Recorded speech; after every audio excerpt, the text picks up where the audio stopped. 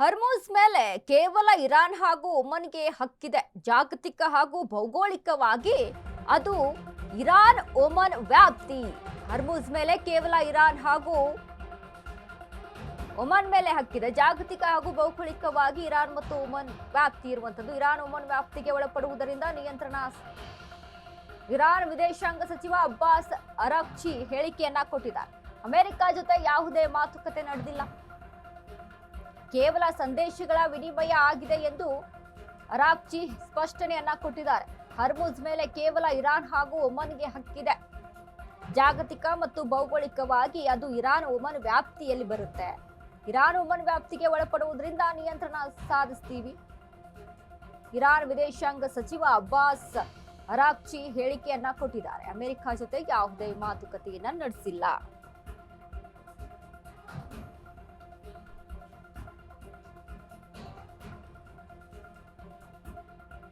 ನೋಡಿ, Iran Israel ಯುದ್ಧದ effect ದಿಂದಾಗಿ Hormuz ಜಲಸಂಧಿಯನ್ನ close ಮಾಡಲಾಗಿದೆ. ಅಂದ್ರೆ ಇರಾನ್ನ ವಶದಲ್ಲಿರುವಂಥದ್ದು ಕೆಲವೊಂದಿಷ್ಟು ದೇಶಗಳಿಗೆ ಮಾತ್ರ. ಅಲ್ಲಿಂದ ಈಗ ಭಾರತಕ್ಕೆ ಹೇಗೆ ಭಾರತದ ಫ್ಲಾಗ್ಗಳನ್ನು ಹಾಕೊಂಡು ಹಡಗುಗಳು ಬಂದು ತಲುಪ್ತಾ ಇದ್ದಾವೆ, ಹಾಗೆ ಬೇರೆ ಬೇರೆ ದೇಶಗಳಿಗೆ ರಷ್ಯಾ ಆಗಿರ್ಬೋದು, ಚೀನಾ ಆಗಿರ್ಬೋದು, ಅಲ್ಲಿ ಅವರವರಿಗೆ ಒಪ್ಪಂದಕ್ಕೆ ತಕ್ಕಂತೆ ಅವರವರ ವ್ಯಾಪಾರಕ್ಕೆ ತಕ್ಕಂತೆ ಸಾಗಾಟ ಆಗ್ತಾ ಇದೆ. ಬಟ್ ಇಲ್ಲಿ ಅಮೆರಿಕಾಗೆ ಸಾಗ್ತಾ ಇರುವಂಥದ್ದು, ಅಮೆರಿಕಾಗೆ ಸಂಬಂಧಪಟ್ಟಂತ ಇನ್ನು ಅಮೆರಿಕಾದ ನೆರೆ ಪ್ರದೇಶಗಳಿಗೆ, ಗಲ್ಫ್ ಪ್ರದೇಶಗಳಿಗೆ ಅಲ್ಲಿ ಸ್ಟಾಪ್ ಆಗಿರುವಂಥದ್ದು ಟ್ರಾನ್ಸ್ಪೋರ್ಟ್ ಎಲ್ಲ ನಾವು ಗಮನಿಸ್ತಾ ಇದ್ವಿ. ಯಾಕಂದ್ರೆ ಹಾರ್ಮುಜ್ ಜಲಸಂಧಿ ಇರಾನ್ನ ವಶದಲ್ಲಿದೆ. ಯುದ್ಧ ಏನ್ ಸಾಗ್ತಾ ಇದೆ, ಆದ್ರೆ ಅಮೆರಿಕಾದ ನಿಲುವೇನು, ಹಾರ್ಮುಜ್ ಜಲಸಂಧಿಯನ್ನ ವಶಪಡಿಸಿಕೊಳ್ಬೇಕು.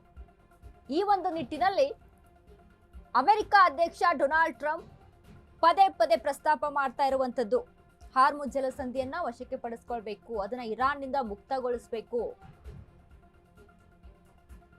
ಈ ನಿಲುವಿನಲ್ಲಿ ಸಾಕ್ತಾ ಇದ್ದಾರೆ. ಅಬ್ಬಾಸ್ ಅರಾಕ್ಚಿ ಹೇಳ್ತಾ ಇರುವಂಥದ್ದು ಅದು ಇರಾನ್ ಮತ್ತು ಒಮನ್ನ ವ್ಯಾಪ್ತಿಗೆ ಬರುತ್ತೆ. ಹಾಗಾಗಿ ಅದನ್ನ ನಾವು ಸ್ಟಾಪ್ ಮಾಡಿದೀವಿ. ಅಲ್ಲಿ ಅಮೆರಿಕಾಗೆ ಸಾಕ್ತಾ ಹೋಗ್ಬೇಕಾದಂತ ಹಡಗುಗಳನ್ನ ಬಿಡ್ತಾ ಇಲ್ಲ. ಇನ್ನು ಅದ್ರ ಜೊತೆಗೆ ಸೌದಿ ಅರೇಬಿಯಾ ಆಗಿರ್ಬೋದು ಅಥವಾ ಬೇರೆ ಬೇರೆ, ಅಂದ್ರೆ ನೋಡಿ, ದಿನಕ್ಕೆ 22% ಇಂದ 25% ಸಾಗಾಟ ಆಗುತ್ತೆ.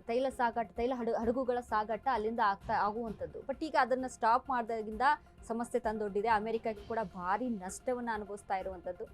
ಇದರ ಬಗ್ಗೆ ಡೊನಾಲ್ಡ್ ಟ್ರಂಪ್ ಹೇಳ್ತಾರೆ, ಹಾರ್ಮುಜ್ ಜಲಸಂಧಿಯನ್ನ ವಶಪಡಿಸಬೇಕು, ಇದಕ್ಕೆ ನಾವೆಲ್ಲರೂ ಕೂಡ ಕೈ ಜೋಡಿಸಿ ಅಂತ. ಈ ವಿಚಾರಕ್ಕೆ ಸಂಬಂಧಪಟ್ಟಂತೆ ಒಂದು ಸ್ಪಷ್ಟನೆಯನ್ನ ಕೊಟ್ಟಿದ್ದಾರೆ ಅಬ್ಬಾಸ್ ಅರಾಕ್ಚಿ.